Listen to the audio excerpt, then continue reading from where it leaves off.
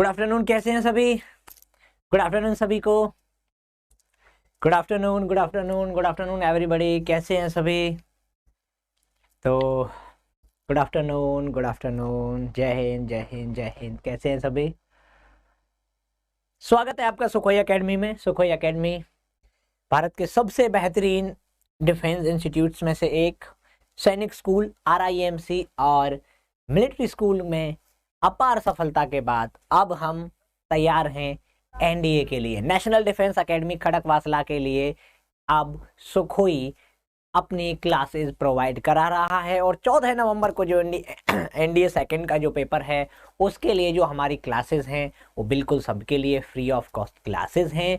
और हम जो मैंने पिछले लेक्चर में आपको बताया था कि पॉलिटी के जो लास्ट मिनट रिवीजन जो है हम उसको कर रहे हैं, और लास्ट मिनट रिवीजन में ही आज हम सेकंड पार्ट पॉलिटी का कराएंगे। तो एक बार फिर से सभी का स्वागत करता हूं मैं, धर्मेंद्र चौधरी, जीके का टीचर आपका NDA के लिए 2021 नवंबर 2021 और आपके अप्रैल 2022 के जो बैचेस हैं उनके लिए जीके में आपको पढ़ाने वाला हूं। और उसके अलावा आपका जो पॉलिटी का हमने सेशन रखा था उसका दूसरा वीडियो आज हम करेंगे। तो वीडियो को सबसे पहले मैं बता दूं, बिल्कुल वीडियो को लाइक कीजिए, शेयर कीजिए, चैनल को सब्सक्राइब कीजिए, और अगर आपको ये वीडियो बहुत अच्छी लगे तो अपने दोस्तों को भी, जो भी आपके फ्रेंड NDA की तैयारी कर रहे हों, उनको रेकमेंड कर सकते हैं। तो हमारी जो सीरीज चल रही थी वो चल रही थी भारत के संविधान पे, और भारत के संविधान पे 6 से 8 क्वेश्चन तक पॉलिटी के पूछे जाते हैं आपके NDA के पेपर में, जैसा कि पिछले सालों में पूछा गया है। तो उसी के हिसाब से हम पहला जो पार्ट हमने किया था इस सीरीज का, पूरी पॉलिटी कंप्लीट पॉलिटी सीरीज का, वो हमने किया था कि हमने भारत के जो संविधान है उसके जो पार्ट्स थे वहां तक हमने चीज़ों को पढ़ा, और आगे हम पढ़ने वाले हैं संविधान के शेड्यूल्स के बारे में, उनके सोर्सेज के बारे में। जो हमारा आज का जो लेक्चर रहेगा वो रहेगा शेड्यूल्स और इंडियन कॉन्स्टिट्यूशन के सोर्स, और उसके अलावा जो और चीज़ें होंगी, जो हमारा दूसरा आज कंप्लीट इंडियन पॉलिटी का जो शेड्यूल है, जिसमें हम NDA के लिए पेपर में जाने से पहले, क्योंकि पेपर बिल्कुल नज़दीक है, हमारे सिर पे है, तो पेपर में जाने से पहले सबसे ज़रूरी चीज़ होती है आपके लिए रिवीजन। तो रिवीजन के लिए हम कहीं ना कहीं स्टार्ट कर रहे हैं। ये पॉलिटी का है, उसके बाद जियोग्राफी का और हिस्ट्री का, उसके बाद एक करंट अफेयर का भी वीडियो आपके सामने रहने वाला है। तो हो सकता है संडे को 7 तारीख को करंट अफेयर्स का वीडियो मैं आपके सामने लेकर के आऊं। तो तब तक के लिए हम पॉलिटी पे ध्यान देंगे। पॉलिटी में बिल्कुल एक भी नंबर नहीं कटने देना, बहुत आसान से क्वेश्चन आते हैं और बेसिक चीजें आती हैं, और उन्हीं बेसिक चीजों को हम आपके लिए इस कंप्लीट सीरीज में लेकर के आए हैं। चलो स्टार्ट करते हैं आज का लेक्चर। आज का जो हमारा लेक्चर है वो है schedule of the constitution and sources of the constitution. ठीक है, 12 शेड्यूल हैं अभी, पहले कितने थे? 8। हुआ क्या कि जब ओरिजिनल संविधान बना तो उसमें 8 शेड्यूल थे। ठीक है, 8 शेड्यूल थे पहले टोटल, लेकिन क्या हुआ 1951 में क्या किया गया, एक और शेड्यूल जोड़ दिया गया, 9th schedule. First amendment act के तहत 9th शेड्यूल को जोड़ दिया गया। तो 1951 first amendment act, 9th schedule आपको बिल्कुल अच्छे से याद रखना है। तो अब कुल मिला के कितने हो गए? कुल मिला के अब हो गए 12 शेड्यूल। अभी की अगर हम बात करें करंट में, तो भारत के संविधान 12 अनुसूचियां हैं। तो 12 अनुसूचियों में से हम आज करने वाले हैं कि कौन सी अनुसूची में क्या क्या आपका है, क्योंकि कोई भी कॉम्पिटिटिव एग्जाम हो, शेड्यूल्स के ऊपर एक क्वेश्चन बार बार पूछा जाता है, तो उस क्वेश्चन को गलत ना हो उसके लिए आज हम कोशिश कर रहे हैं। तो सबसे पहले शुरुआत करते हैं फर्स्ट शेड्यूल से। देखिए, जैसे इंडियन कॉन्स्टिट्यूशन का पहला पार्ट कहता है कि भारत एक यूनियन है टेरिटरीज का, भारत एक केंद्र है किसका? आपका एक संघ है राज्यों का। तो राज्यों का जो संघ है, 28 राज्य है भारत में और 8 यूनियन टेरिटरीज है।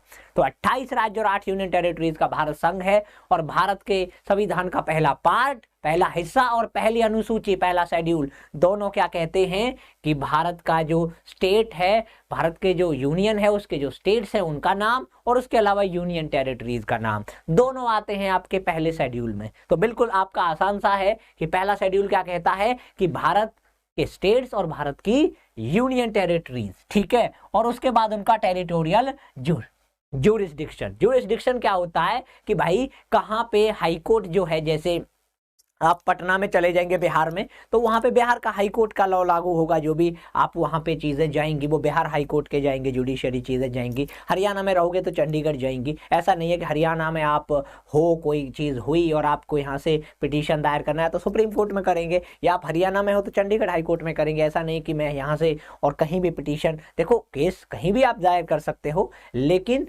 जहां केस दायर हुआ कहीं ना कहीं वहीं पे केस आपका स्टार्ट होगा। केस ट्रांसफर हो सकता है लेकिन शुरुआत में ही दूसरी जगह पे केस नहीं चल सकता। तो ये बिल्कुल आपको याद रखना है।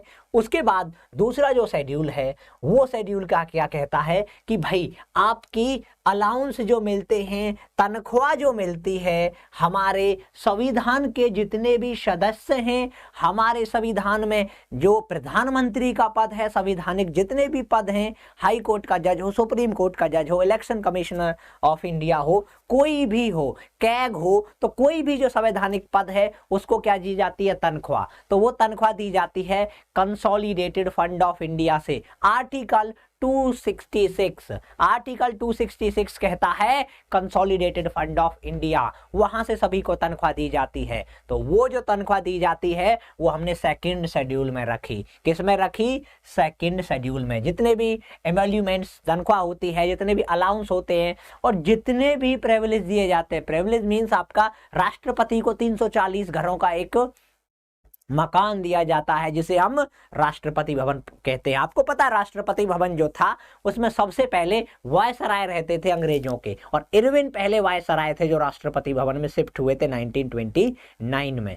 तो आपका जो राष्ट्रपति भवन है वो पहले अंग्रेजों ने बनवाया था, वायसराय हाउस, फिर वो राष्ट्रपति के लिए, भारत के राष्ट्रपति के लिए, उसमें आपके 340 कमरे हैं। तो वो कहीं ना कहीं एक सुविधा होती है, एक एक्स्ट्रा फैसिलिटी दी जाती है, वो प्रेसिडेंट को दी गई है। तो ये क्या हो गई, जितने भी प्रिविलेज हैं, जितने भी अलाउंस होते हैं, टेलीफोन अलाउंस अलग हो गया, ठीक है, और आपको गाड़ी का अलाउंस, डीजल पेट्रोल का अलाउंस बिल्कुल अलग मिलता है, तेल का, तो वो अलग हो गया। और एमोल्यूमेंट्स क्या है? एमोल्यूमेंट्स है आपकी जो तनख्वाह है, ठीक है, कि भाई हमें 5 लाख हम प्राइम मिनिस्टर को दे रहे हैं या 5 लाख हम किसको, प्रेसिडेंट को दे रहे हैं, तो 5 लाख जो हुई वो तनख्वाह हो गई। उसके अलावा जो सुविधाएं हैं ये हमारे सेकंड शेड्यूल के अंदर आती है। किसके अंदर? Second schedule. कौन कौन है? देखिए, प्रेसिडेंट ऑफ इंडिया है, ठीक है, गवर्नर्स है, स्पीकर, डिप्टी स्पीकर है, वाइस प्रेसिडेंट ऑफ इंडिया है, चेयरमैन और डेप्यूटी चेयरमैन। देखो चेयरमैन कौन हो गया? चेयरमैन होता है राज्यसभा का वाइस प्रेसिडेंट। याद रखना, राज्यसभा का चेयरमैन जो होता है वो भारत का उप राष्ट्रपति होता है।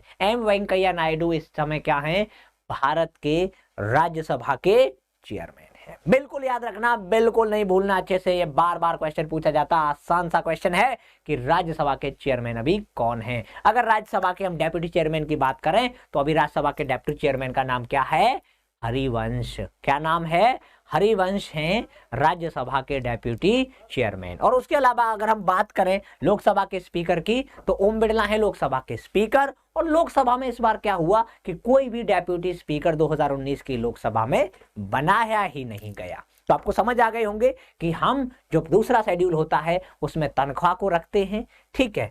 और उसके बाद अगर हम बात करें आपका थर्ड शेड्यूल, सेकंड में ही और भी कुछ है, जैसे आपके लेजिस्लेटिव असेंबली के स्टेट की जो होती है उनके भी हम जितने भी आपकी सैलरी देते हैं कॉन्स्टिट्यूशनल पद, क्योंकि स्टेट की लेजिस्लेटिव असेंबली भी किस में आएगी? कॉन्स्टिट्यूशनल बॉडी में आएगी। तो सारी कॉन्स्टिट्यूशनल बॉडीज को जो पैसा दिया जाता है वो पार्लियामेंट से पूछ करके पैसा दिया जाता है। तो ये भी बिल्कुल आपको याद रखना। उसके बाद है आपका थर्ड शेड्यूल जो होता है, थर्ड शेड्यूल में शपथ होती है। शपथ क्या है? शपथ है ओथ। देखिए, कोई भी सदस्य नया नया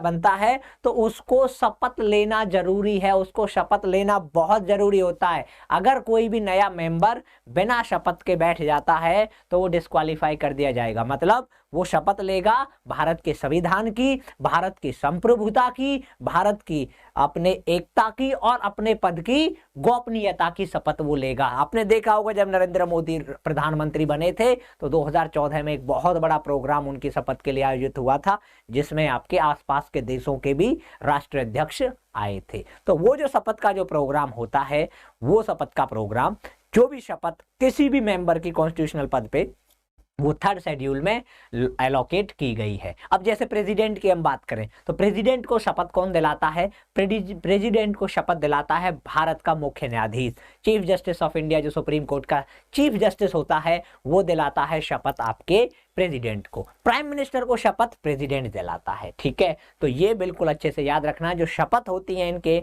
वो किसके द्वारा दी जाती हैं? वो आपके जजेस की, मिनिस्टर्स की, उसके अलावा लेजिस्लेटिव के मिनिस्टर, ठीक है, काउंसिल के मिनिस्टर्स, उसके अलावा आपके राज्यसभा लोकसभा के सबके मेंबर्स की शपथ तीसरे शेड्यूल के अंदर आती है। चौथे शेड्यूल की बात करें तो चौथा शेड्यूल कहता है कि राज्यसभा में किन राज्यों की कितनी सीट्स है। देखिए, यूपी में राज्यसभा की 31 सीट्स है। यूपी में जो है राज्यसभा की हैं 31 सीट्स। तो यूपी में राज्यसभा की जो 31 सीट्स हैं वो आपके फोर्थ शेड्यूल के अनुसार दी गई हैं। किसके? पॉपुलेशन के अनुसार। हरियाणा में 10 लोकसभा की सीट हैं, लेकिन राज्यसभा की सीटें 5 हैं। तो वो हरियाणा में पॉपुलेशन के हिसाब से, इंडिया में देखें तो 250 सबसे ज्यादा, मतलब मैक्सिमम जो है, ज्यादा से ज्यादा 250 राज्यसभा की सीटें हो सकती हैं। और 250 राज्यसभा की सीटों में 245 जो सीट्स हैं वो करंट में हैं, और 238 हैं जो इलेक्ट की जाती हैं। 12 को कौन? राष्ट्रपति चुनता है। तो आपको पता होगा राज्यसभा में 12 को नॉमिनेट करता है प्रेसिडेंट ऑफ इंडिया। कौन करता है? प्रेसिडेंट ऑफ इंडिया करता है। ठीक है, तो आपका चौथा शेड्यूल आपके समझ में आ गया होगा। दिल्ली यूनियन टेरिटरी में 3 राज्यसभा की सीट्स हैं। दिल्ली यूनियन टेरिटरी में 3 राज्यसभा की सीट्स हैं। तो बिल्कुल आपके समझ में बैठ गया होगा ये बात। ठीक है, उसके बाद 5वें शेड्यूल की तरफ बढ़ते हैं। 5वां और 6वां शेड्यूल जो कहता है, वो कहता है भाई कुछ प्रोविजंस दिए हुए हैं। किनको प्रोविजंस दिए हुए हैं? ट्राइबल एरियाज को। किसको दिए हुए हैं? ट्राइबल एरियाज को। शेड्यूल एरियाज, कुछ एरियाज जो हमने रेस्ट्रिक्टेड एरियाज हैं, जैसे हम गए कहां पे? हम गए आपके नागालैंड में, मेघालय में, असम में, वहां पे हमने ट्राइबल एरियाज को क्या कर रखा है? रेस्ट्रिक्शन जोन में डाल रखा है कि हम उनके जो रिसोर्सेज हैं उनका हम फायदा नहीं उठाएंगे, वहां पे हम शिकार नहीं खेलेंगे। उनको अलाउ है सब कुछ, लेकिन हमें वहां पे जाना, कुछ ऐसी ट्राइब्स हैं जहां पे जाना हमारे लिए क्या होता है कि भाई रेस्ट्रिक्शन में हम रखते हैं। ठीक है, जैसे ही एक सेंटिनल आइलैंड है आपका, सेंटिनल आइलैंड है, बहुत ही खतरनाक आइलैंड माना जाता है वो अंडमान निकोबार में। वहां पे कि अभी 2 साल पहले एक कोई विदेशी नागरिक था, उसको मार दिया गया था। तो वो इंडिया का ही नहीं, दुनिया के सबसे बड़े सबसे इम्पोर्टेंट जो आपके इनहैबिटेड आइलैंड हैं, जहाँ पे कोई रहता नहीं है, वो मतलब जहाँ पे कोई जा नहीं पाया। रहते तो वहाँ हैं, 60-70 लोग रहते हैं, लेकिन कोई जा नहीं पाया। तो ऐसे शेड्यूल एरियाज को जो प्रोवाइड कराता है वो कौन सा? आपका 4th शेड्यूल। ठीक है, इनमें एडमिनिस्ट्रेशन कैसा रहे और क्या कंट्रोल रहे, एडमिनिस्ट्रेशन कैसा रहे और क्या कंट्रोल, कौन उनको कंट्रोल करेगा, ये सारी चीजें आपकी 5वें शेड्यूल में, सॉरी फॉर दैट, 5वें शेड्यूल में की जाती है। देखो 5वें और 6वें में थोड़ा सा फर्क है। ये जो है ये आपका शेड्यूल ट्राइब्स पूरे कंट्री के लिए है, और 6वां जो कहता है ये केवल नॉर्थ ईस्टर्न स्टेट के लिए है। असम है, नागालैंड है, मिजोरम है, मणिपुर है, अरुणाचल प्रदेश है, त्रिपुरा है, और मेघालय है, और सिक्किम है। ये 7 सिस्टर्स के लिए हमने क्या कर रखा है? 6वां शेड्यूल बना रखा है कि इनके जो ट्राइबल एरियाज है ना, इनके ट्राइबल एरियाज में केवल क्या आपका एडमिनिस्ट्रेशन देखना है। उसके बाद अगला 7th शेड्यूल की बात करें तो 7th शेड्यूल में क्या है? आपके पावर डिस्ट्रीब्यूट की गई है। देखो 3 प्रकार की लिस्ट होती है।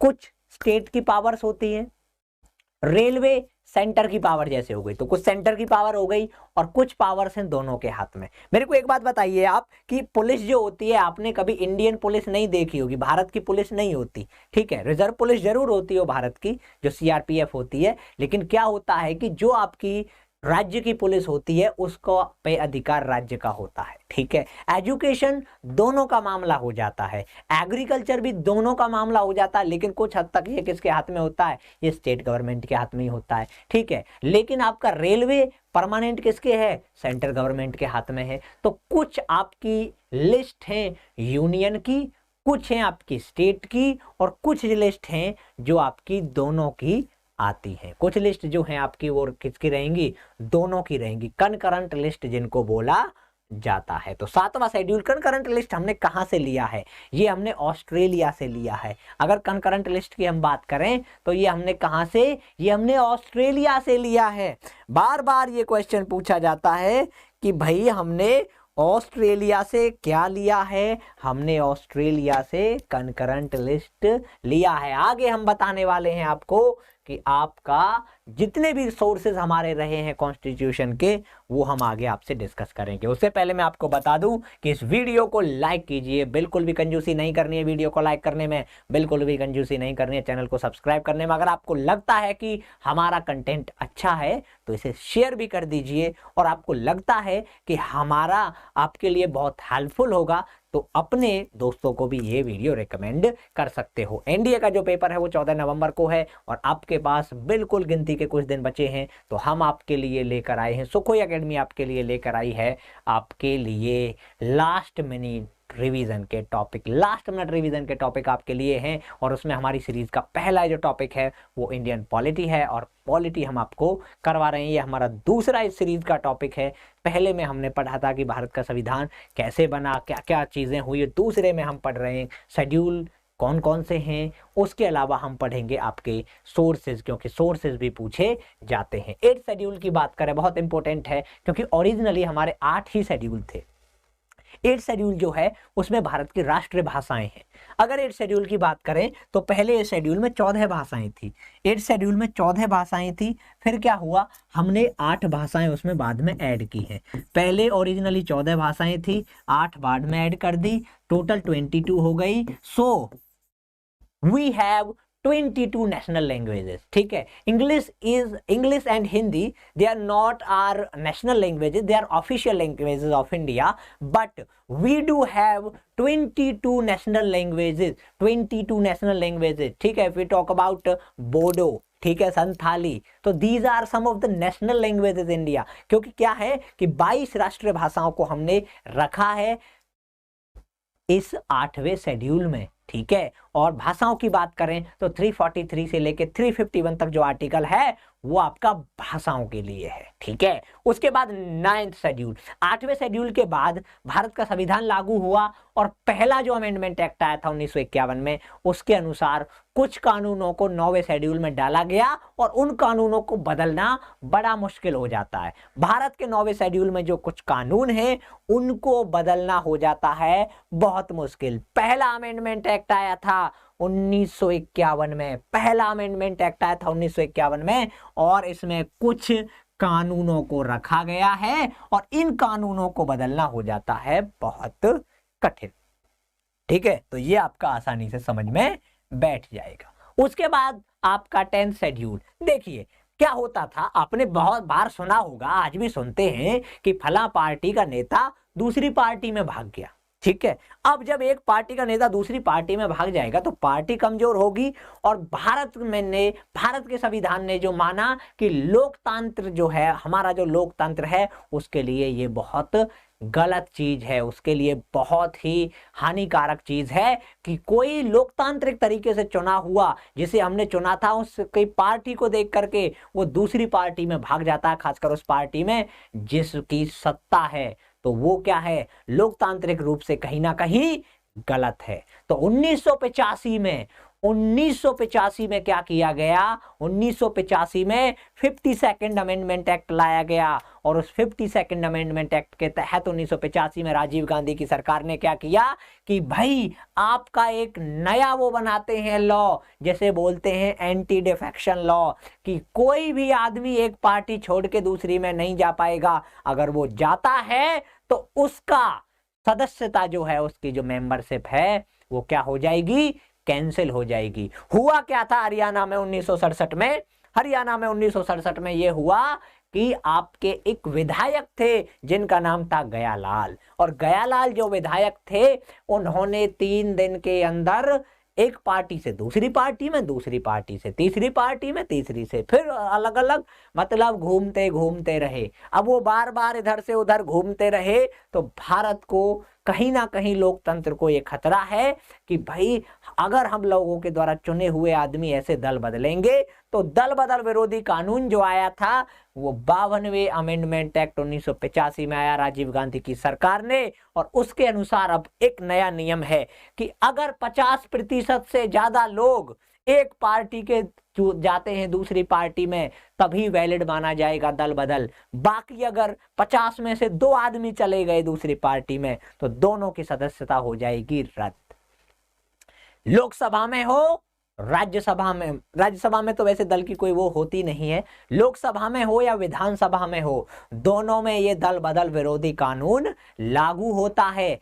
आप याद रखना है anti defection law, 52nd amendment act 1985, Rajiv Gandhi की सरकार। तो बिल्कुल अच्छे से रखना है याद, बिल्कुल नहीं भूलना। उसके बाद ये आपका 10वां जो शेड्यूल था ये ऐड किया गया। 11वें शेड्यूल की और 12वें शेड्यूल की बात की जाए तो क्या हुआ, भारत के आर्टिकल 39 ने directive principle of state policy, जब संविधान निर्माताओं ने संविधान बनाया तो उन्होंने क्या किया कि भाई भारत में पंचायती राज जो बहुत पुराने समय से चला आ रहा था, चोला किंगडम की बात की जाए या फिर लॉर्ड रिपन की बात की जाए, दोनों को पंचायती राज में एक बहुत बड़ी शख्सियत माने जाते हैं। दोनों चोला किंगडम और 1882 में जो पंचायती राज के लिए काम किया लॉर्ड रिपन ने, भारत के गवर्नर जनरल जो थे, वायसराय जो थे, उन्होंने उसके बाद भारत को कहीं ना कहीं जरूरत महसूस हुई कि भारत को भी क्या करना है, भारत को भी पंचायती राज मीन्स गांव के जो लोग हैं उनका क्या, उनका प्रधान, उनका सरपंच, कई गांव के लोग हैं उनका ब्लॉक मेंबर और एक जिले का जिला परिषद। तो इसको ऐड किया गया 73rd अमेंडमेंट एक्ट के तहत, 73rd अमेंडमेंट एक्ट के तहत इसको ऐड किया गया।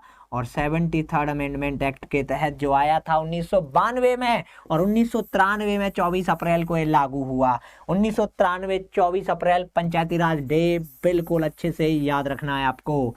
1993 11वां शेड्यूल, 11वां शेड्यूल 29 टोटल मैटर हैं इसके अंदर, ये भी बहुत इंपॉर्टेंट है। पंचायत के 29 मैटर हैं, 29 मैटर्स हैं, ये आपके बहुत ज्यादा इंपॉर्टेंट है। और 73rd अमेंडमेंट एक्ट 1992 आ गया समझ अच्छे से, बिल्कुल अब आपको ये भूलना नहीं है, ठीक है। ओके, फिर क्या हुआ, ये तो 11वां हो गया। अगले ही साल 1984 में और 94 में, सॉरी फॉर दैट, 1994 में 74th अमेंडमेंट एक्ट, ये तो रूरल एरियाज के था। 3 टायर जो सिस्टम था जिसमें आपकी ग्राम पंचायत थी, ब्लॉक समिति थी और उसके बाद जिला पंचायत थी। ये तो हो गया आपके रूरल एरियाज के लिए। लेकिन अर्बन एरियाज में क्या लागू किया गया, अर्बन एरियाज में, रूरल के बाद अर्बन में आपका म्यूनिसिपलिटीज आप सुनते हो, दिल्ली है, दिल्ली में आपने एमसीडी सुना होगा। MCD means municipal corporation of Delhi. तो म्यूनिसिपल कॉर्पोरेशन नगर निगम, ठीक है। तो नगर पालिका, नगर परिषद और नगर निगम, 3 टायर सिस्टम जोड़ दिया हमने किसमें, आपके जो अर्बन एरिया था। शहरी एरिया का 3 टायर सिस्टम 12वें शेड्यूल में और ग्रामीण एरिया का 3 टायर सिस्टम हमने 11वें शेड्यूल में। तो 11वां शेड्यूल और 12वां शेड्यूल दोनों आपके समझ में आ गए। 18 मामले होते हैं 12वीं अनुसूची के अनुसार। उसके बाद मैंने आपको पिछले लेक्चर में बताया था कि भारत का जो संविधान है उसके जो सोर्स हैं वो बहुत जगह से हमने उठाए हैं। पिछले लेक्चर में मैंने आपसे कहा था कि अमेरिका से हमने क्या लिया, ऑस्ट्रेलिया से, आयरलैंड से हमने क्या लिया, जर्मनी से हमने, यूएसएसआर से क्या लिया, तो ऐसे ही जापान से क्या लिया, बहुत से देशों से हमने थोड़ा थोड़ा सा ले करके और उस सबको अपने संविधान में जोड़ दिया। तो इन्हीं सोर्सेज के बारे में आज हम पढ़ेंगे और ये सोर्स आपके बहुत ज्यादा पूछे जाते हैं। चलो जी एक एक करके पढ़ते हैं। सबसे पहला सोर्स जो था हमारा 19th 1935 का गवर्नमेंट ऑफ इंडिया एक्ट। अगर आपके पेपर में ये पूछ लिया जाए कि भारत के संविधान का सबसे बड़ा सोर्स कौन सा है, तो वो था 1935 में आया भारत सरकार का अधिनियम। भारत सरकार का अधिनियम 1935 भारत का आजादी से पहले का सबसे बड़ा कानून था। ठीक है, क्या क्या लिया उसमें से हमने? जुडिशियरी ली। बार बार ये क्वेश्चन पूछ लिया जाता है,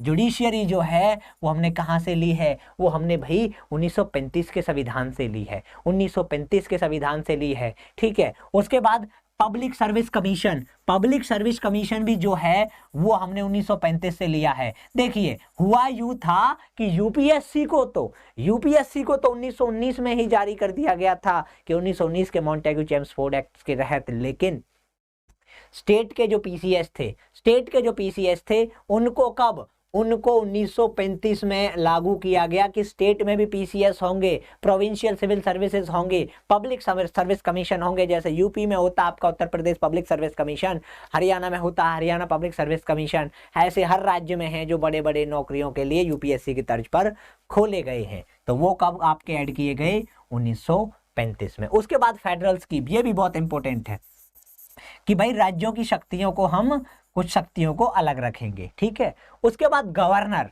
राज्यों में क्या रहेगा? गवर्नर। इमरजेंसी के प्रोविजन, ये भी 1935 से लिए हैं। ये भी कहां से लिए? हमने 1935 से। उसके बाद आपके कुछ एडमिनिस्ट्रेटिव डिटेल्स थी, कुछ प्रशासनिक विवरण थे जो हमने 1935 से, बहुत से प्रशासनिक विवरण थे जो हमने 1935 से लिए हैं। ठीक है, उसके बाद अगर हम बात करें हमने दूसरों से क्या लिया, हमने जो दूसरों से लिया वो है आपका सबसे बड़ा सोर्स विदेशों में देखें तो ब्रिटेन से हमने सबसे जरूरी चीजें ली। रूल ऑफ लॉ का मतलब हमारा जो राज है ना वो कानून का राज है। हर जगह आप देखते हो कि भाई कानूनी गलत है, कानूनी सही है, मतलब हर चीज क्या है? हर चीज पे हम कानून लगाते हैं। भाई कानूनी आप गलत कर रहे हो या आप कानूनी, आप बिल्कुल जुर्म है, कानूनन अपराध है। इसका मतलब कहीं ना कहीं भारत में किसका राज है? कानून का राज है, कॉन्स्टिट्यूशन का राज है, संविधान का राज है। तो बिल्कुल आपको ये चीज याद रखनी है। दूसरा है आपका लेजिस्लेटिव प्रोसीजर। ठीक है, उसके बाद क्या है? हमारी एक विधायी प्रक्रिया का मतलब भाई हमारा एक आपकी सरकार बनाई जाती है, लोग चुने जाएंगे, चुन करके फिर वो इकट्ठा होके अपना नेता चुनेंगे, नेता चुन के फिर सरकार बनाई जाएगी, जो हमारा पार्लियामेंट्री फॉर्म ऑफ गवर्नमेंट होता है स्टेट में भी और सेंटर में भी। ठीक है, स्टेट में उसे आपका लेजिस्लेटिव असेंबली बोलते हैं और सेंटर में उसे लोकसभा और राज्यसभा बोलते हैं। उसके बाद सिंगल सिटीजनशिप, बहुत इंपॉर्टेंट है भाई कि आपके पास एक नागरिकता होनी चाहिए। ये भी हमने किससे लिया? ये भी हमने ब्रिटेन से लिया। तो ये बार बार पूछे जाने वाले क्वेश्चन है, बार बार पूछे जाते हैं कि भाई सोर्सेज क्या है, कॉन्स्टिट्यूशन के सोर्सेज क्या है। कैबिनेट सिस्टम, कैबिनेट का मतलब गृह मंत्री, फला राज्य मंत्री, खेल मंत्री, वो मंत्री, ये मंत्री, इतने मंत्री सुनते हो कि विपुल गोयल कौन है? ठीक है, अरुण जेटली फाइनेंस मिनिस्टर थे, निर्मला सीतारमण हमारी फाइनेंस मिनिस्टर हैं अभी, या फिर आपके नरेंद्र सिंह तोमर जो हैं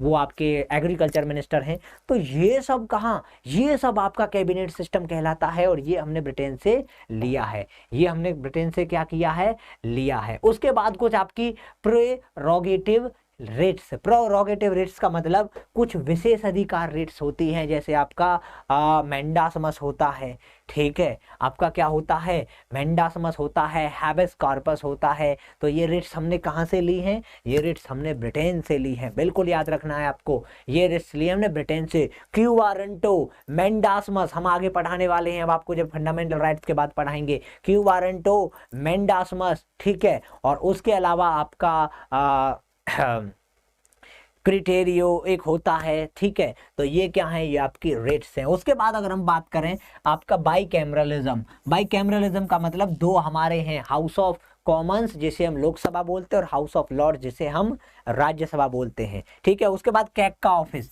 ये भी पूछ लिया जाता है बार बार कि कैग जो होता है कंट्रोलर एंड ऑडिटर जनरल, सरकार का जो सबसे बड़ा क्या होता है? अकाउंटेंट। सरकार का जो सबसे बड़ा अकाउंटेंट है जिसका आर्टिकल है 148, जिसका आर्टिकल कितना है? 148। तो 148 वाला जो कैग है, ये कैग आपका कहाँ से लिया है हमने? ये कैग लिया है हमने ब्रिटेन से। और कौन है कैग? कैग हैं गिरीश चंद्र मुर्मू। गिरीश चंद्र मुर्मू हमारे कैग हैं अभी, याद रखना है आपको अच्छे से, बिल्कुल बढ़िया तरीके से याद रखना है, ये भूलना नहीं है। चलिए आगे बढ़ते हैं। ये तो हमने किससे लिए हैं? ये तो कुछ चीजें हमने ब्रिटेन से लिए हैं। उसके बाद दूसरा और है अमेरिका। दूसरा कौन है? अमेरिका। अमेरिका से भी हमने बहुत सी चीजें ली हैं। चलिए शुरू करते हैं। सबसे जरूरी चीज हमने अमेरिका से लिए फंडामेंटल राइट। 6 फंडामेंटल राइट हमारा संविधान हमको देता है, 6 अधिकार। ठीक है जी, मूलभूत अधिकार। आगे हम सारे फंडामेंटल राइट्स को डिस्कस करेंगे। मैंने लास्ट लेक्चर में बताया भी था। आजादी का अधिकार हमें देता है, बराबरी का अधिकार हमें देता है, शोषण के विरुद्ध हमें अधिकार देता है, और उसके अलावा अगर हम देखें तो आपका धार्मिक आजादी है, ठीक है, उसके अलावा बराबरी का है, शोषण के विरुद्ध है, और सांस्कृतिक और आपका शैक्षिक अधिकार होता है, और आखिर में जो आपका बहुत इंपॉर्टेंट होता है वो होता है संवैधानिक उपचारों का। ठीक है, कॉन्स्टिट्यूशनल रेमेडीज का अधिकार जो आर्टिकल 32, जिसे भी आर अम्बेडकर ने क्या बोला था कि ये heart and soul of the constitution है। हार्ट एंड सोल, ठीक है, दिल और आत्मा। कौन सा? आर्टिकल 32, तो याद रखना आपको। ठीक है, उसके बाद इंडिपेंडेंस ऑफ जुडिशियरी। ठीक है, देखिए जुडिशियरी को अलग होना होता है। अलग का मतलब क्या होता है? अलग का मतलब है भैया, जो जुडिशियरी होती है ना, वो आपकी बिल्कुल कोई भी सरकार के अंडर नहीं आती।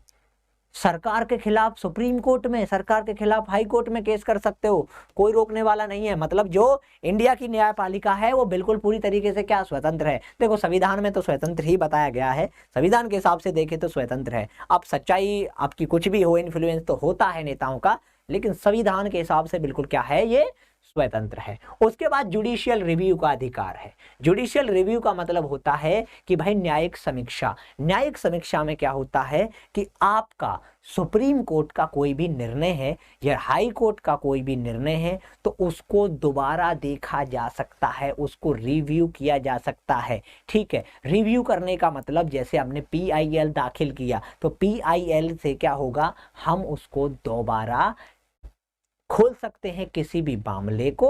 उसके अलावा अगर आपका हाई कोर्ट में कोई मामला हो जाता है खराब, तो आप चाहते हो सुप्रीम कोर्ट में जाना, तो वो भी आप रिव्यू या आप जुडिशियल एपलेट ले सकते हो। उसके बाद अगला है इम्पीचमेंट। इम्पीचमेंट आपने सुना होगा कि भाई इम्पीचमेंट एंड आपके इम्पीचमेंट जो होता है एंड्रू जॉनसन का हुआ था अमेरिका में। इम्पीचमेंट जो होता है वो अमेरिका से लिया है कि राष्ट्रपति को, देखो वैसे तो हटाना हो जाता मुश्किल, तो राष्ट्रपति को हटाने का एक तरीका है कि भाई आर्टिकल 61 का सहारा लो। आर्टिकल 61 कहता है कि 50% से ज्यादा मेंबर अगर चाहते हैं कि भाई राष्ट्रपति को हटाया जाना चाहिए तो उसको इम्पीचमेंट कर दिया जाएगा, क्योंकि किसी भी तरीके से राष्ट्रपति पे मुकदमा चलाना बहुत ज्यादा हो जाता है कठिन। ठीक है, उसके बाद दूसरा है आपका सुप्रीम कोर्ट और हाई कोर्ट के जजेस को हटाना। सुप्रीम कोर्ट और हाई कोर्ट के जजेस जो होते हैं ना, वो कॉलेजियम के द्वारा चुने जाते हैं, राष्ट्रपति उनको चुनता है। कॉलेजियम का मतलब जो सीनियरिटी होती है, सीनियरिटी के हिसाब से बहुत पंगा चला था अभी कुछ दिन पहले सीनियरिटी के ऊपर, कॉलेजियम सिस्टम के ऊपर, कि ये बोला गया था कि सरकार अपना इन्फ्लुएंस ना दे उसमें, क्योंकि हमेशा सुप्रीम कोर्ट का जो सीनियर मोस्ट जज होता है वही बनता है चीफ जस्टिस ऑफ इंडिया। ये तो आपको पता होगा बिल्कुल अच्छे से। ठीक है, उसके बाद पोस्ट ऑफ वाइस प्रेसिडेंट। देखो अमेरिका में जो वाइस प्रेसिडेंट है वो अपर हाउस का क्या होता है, वो अपर हाउस का चेयरमैन होता है। ठीक है, अपर हाउस का क्या रहेगा, चेयरमैन रहेगा। ठीक है, अमेरिका में जो वाइस प्रेसिडेंट होता है। सेम इंडिया में जो वाइस प्रेसिडेंट होता है वो लोकसभा का क्या होता है, एक्स ऑफिशियो चेयरमैन। दूसरा एक्स्ट्रा ऑफिस होता है उसके पास चेयरमैन का। तो ये क्या है, ये आपको अमेरिका के कॉन्स्टिट्यूशन से जो चीजें ली गई हैं वो याद रखनी। उसके बाद आयरलैंड के संविधान से अगर हम बात करें, directive principles of state policy बहुत जरूरी है। Directive principle of state policy का मतलब कि भाई हमारे जो कानून जो है उसमें वेलफेयर स्टेट की बात की गई है कि आपके स्टेट, अगर आपका कोई राज्य, अगर आपका कंट्री आपके लिए कोई संविधान, कोई कानून बनाती है, नॉट संविधान, कोई पॉलिसी बनाती है, कानून बनाती है, तो कहीं ना कहीं से वो आपके भारत के संविधान के डायरेक्टिव प्रिंसिपल्स का क्या देगी, आपका सोर्स देगी कि हमने ये चीज, बिहार में शराबबंदी हुई, बिहार में शराबबंदी हुई तो सरकार ने क्या बोला कि आर्टिकल 47 कहता है कि भारत में शराब जो है, भारत का संविधान क्या कहता है कि शराब नहीं पीनी चाहिए। ठीक है, लेकिन आपकी क्या होती है, ये इनफोर्सेबल नहीं होती। आपका नॉन ज्यूरिसडिक्शन में होती है, नॉन जस्टिशिएबल होती है, ठीक है। उसके बाद मेंबर्स ऑफ राज्यसभा के जो नॉमिनेट किए जाते हैं बार है वो आपका आयरलैंड से, और इलेक्शन जो प्रेसिडेंट का होता है ये भी कहाँ से लिया गया है, आयरलैंड से लिया गया। उसके बाद कनाडा का संविधान बहुत इंपॉर्टेंट है।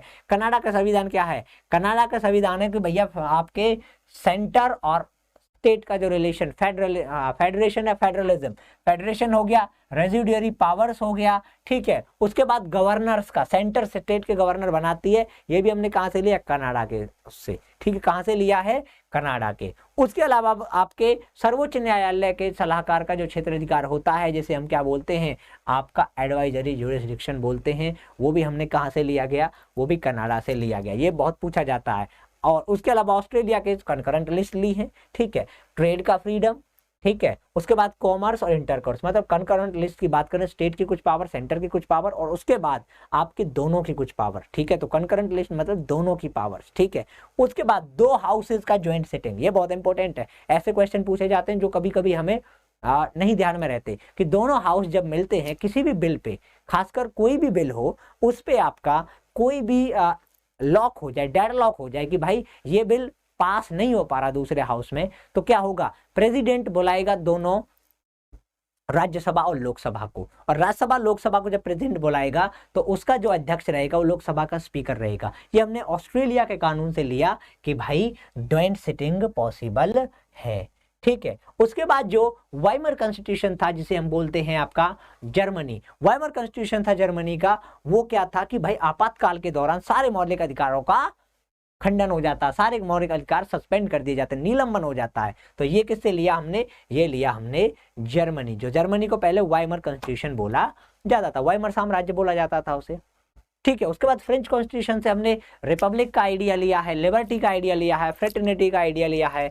इक्वलिटी का आइडिया लिया है। ये हमने कहां से, प्रियम्बल में, ये हमने आपके फ्रेंच से लिया है। उसके बाद अगला देखें हम, दक्षिण अफ्रीका से हमने अमेंडमेंट एक्ट लिया है, ठीक है, और राज्यसभा के मेंबर्स का इलेक्शन लिया। तो ये बिल्कुल याद रखना। जापान से हमने क्या लिया है, जापान से हमने आपका जो कानून द्वारा स्थापित प्रक्रिया, जो भी प्रक्रिया है हर चीज की, वो जो भी प्रोसीजर है वो कानून के द्वारा स्थापित किया गया है, ठीक है, कानून के द्वारा स्थापित किया गया है। यूएसएसआर से हमने फंडामेंटल ड्यूटीज ली हैं, यूएसएसआर से अपने फंडामेंटल ड्यूटीज, और प्रियम्बल में जस्टिस, प्रियम्बल में जस्टिस, ठीक है। तो ये क्या थे हमारे, ये हमारे थे आपके जो, ठीक है, हमारे, चलिए अब आगे बढ़ते हैं। हमारे जो सोर्सेज थे संविधान के वो हमने लिए थे। उसके बाद अगर हम बात करें तो हमारे संविधान का बहुत इंपॉर्टेंट पार्ट है प्रियम्बल। तो प्रियम्बल मैंने पिछली क्लास में आपको बताया था, और इस क्लास में हम प्रियम्बल की जितनी भी चीजें हैं वो हम आपको बता रहे हैं, ठीक है। आसानी से आपको ध्यान रखना है। प्रियम्बल जो था वो कॉन्स्टिट्यूशन असेंबली ने 22 जनवरी 1947 को अडॉप्ट किया था, ठीक है। और इसमें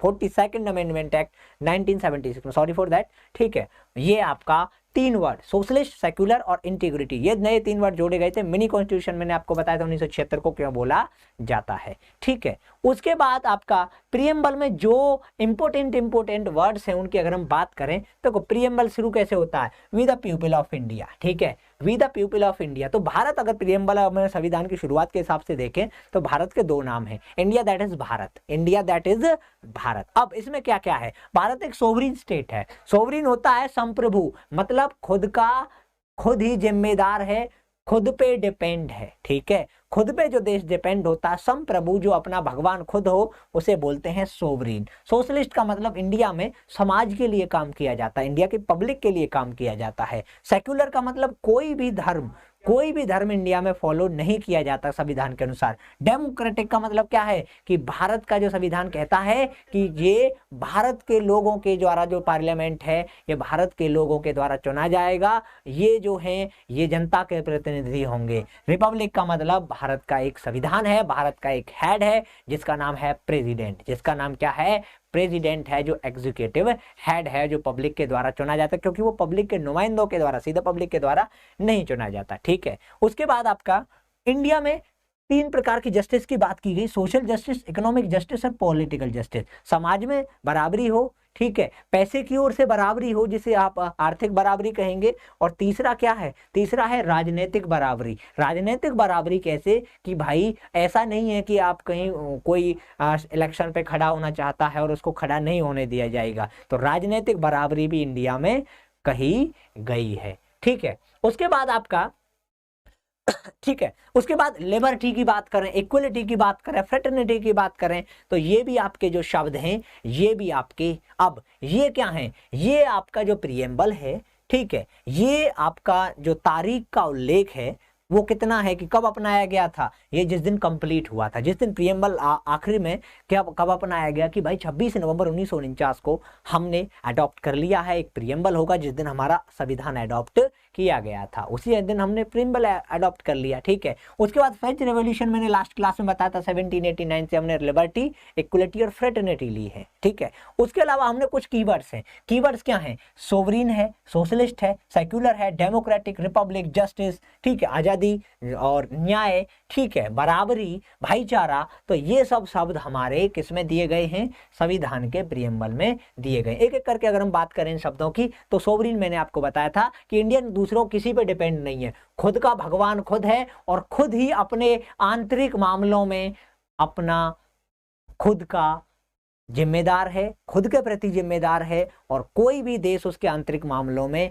कोई भी गड़बड़ी नहीं कर सकता, और बाहरी मामलों में भी, एक्सटर्नल अफेयर्स में भी उसका कोई भी इंटरफेयर नहीं कर सकता, तो इसे बोलते हैं सोवरीन स्टेट। सोशलिस्ट का मतलब क्या है कि भाई देखो डेमोक्रेटिक सोशलिज्म इंडिया में है, और ये सोशलिस्ट वर्ड मैंने बताया था यूएसएसआर के जब हम इन्फ्लुएंस में थे 1971 के बाद, तो 1976 में जब इमरजेंसी थी तो मिनी कॉन्स्टिट्यूशन में ये वर्ड हमने जोड़ दिया। इसका मतलब क्या होता है कि भाई हम मिक्स्ड इकोनॉमी है। मिक्स्ड इकोनॉमी का मतलब हम पैसा भी वालों को भी हम बढ़ावा देते हैं, लेकिन हम समाज के लिए भी काम करते हैं। समाज के लिए हम कैसे काम कर रहे हैं, हम सड़कें बनवा रहे हैं, हमें अभी फ्री वैक्सीनेशन का इतना बड़ा दौर चल रहा है, तो वो फ्री वैक्सीनेशन का दौर कहीं ना कहीं हमारे किससे, सोशलिज्म से, सोशलिस्ट आइडिया से। हमारे यहाँ लेनिन वाला सोशलिज्म नहीं चलता, हमारे यहाँ लोहिया और गांधी वाला सोशलिज्म चलता है। हमारे यहाँ गांधीयन सोशलिज्म की बात की जाती है, नॉट ऑफ लेनिन और नॉट ऑफ मार्क्स कम्युनिज्म, ठीक है, ओके।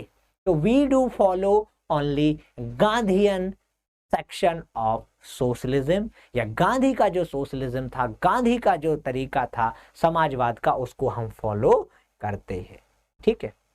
उसके बाद सेक्युलर की बात करें, सेक्युलर भी 1976 में जोड़ा गया था। एक संविधान वाले कहते थे कि भारत देखो वैसे तो किसी धर्म को नहीं मानता, लेकिन धर्मनिरपेक्षता का, सेक्युलरिटी का कोई भी सेक्युलर नाम का वर्ड हमारे संविधान में नहीं था। इसको हमने बाद में कर दिया कि भाई कोई भी जो रिलीजन है ना उसको हमने ऊपर नहीं माना है। इस्लामिक रिपब्लिक ऑफ पाकिस्तान की हम बात करते हैं, ठीक है, या फिर आपका अमीरेट्स रिपब्लिक जो है, आपका इस्लामिक अमीरेट्स है, जो अफगानिस्तान है, जो तालिबान के नाम में आपके इस्लामिक अमीरेट्स के नाम से जाना जाता है, तो वो एक धर्म को बढ़ावा देते हैं। लेकिन भारत में संविधान में किसी भी धर्म की चर्चा नहीं की गई है, तो धर्मनिरपेक्ष है भारत का संविधान। डेमोक्रेटिक का मतलब आप सब जानते हैं कि भाई चुनाव बहुत जरूरी है, ठीक है, चुनाव क्या है, बहुत जरूरी है। उसके बाद दूसरा है आपका ए रिपब्लिक। रिपब्लिक का मतलब एक कॉन्स्टिट्यूशनल पद है जो पब्लिक के द्वारा चुना जाता है, जो हमारा हेड है वो पब्लिक के द्वारा चुना जाता है। जनरली आपका मोनार्की में क्या है कि जो हेड ऑफ स्टेट है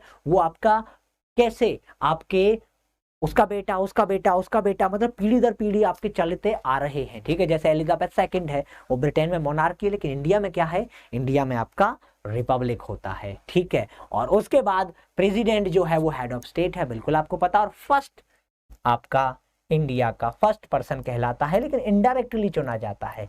रिपब्लिक हो भले ही, लेकिन कैसे चुना जाएगा, इनडायरेक्टली चुना जाएगा। तो आज के लिए बस इतना ही, कल हम फिर मिलेंगे आपसे, फिर बताएंगे कि आगे संविधान में क्या क्या इंपॉर्टेंट चीजें हैं। तो जो हमारा 4 से 5 लेक्चर्स की जो पॉलिटी की सीरीज थी कि लास्ट मिनट हम रिवीजन करेंगे और सारी चीजों को हम करते चलेंगे। जो भी की पॉइंट्स हैं पॉलिटी के, की पॉइंट्स को हम इस सीरीज में लेकर के आए थे। आपको जरूरत नहीं है 2 महीने, 4 महीने, 6 महीने मेहनत करने की, बेसिक चीजें हैं। अगर आप अभी से भी आपने शुरू किया होगा तो समझ गए होंगे। तो दबा के वीडियो लाइक करनी है, दबा के शेयर करनी है, दबा के चैनल सब्सक्राइब करना है। और आपको लगता है कि भाई अच्छा कंटेंट आपको मिलता रहे तो सुखोई एकेडमी को फॉलो भी करो, सुखोई एकेडमी को आगे आपको शेयर भी करना है दोस्तों को।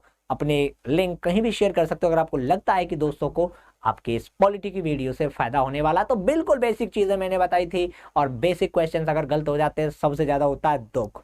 तो मैं धर्मेंद्र चौधरी आप सबसे फिर से विदा लेना चाहूंगा, और कल फिर से हम मिलते हैं नए जोश के साथ, नए जुनून के साथ। और तब तक के लिए जय हिंद, good bye, take care, all the best for 14th exam.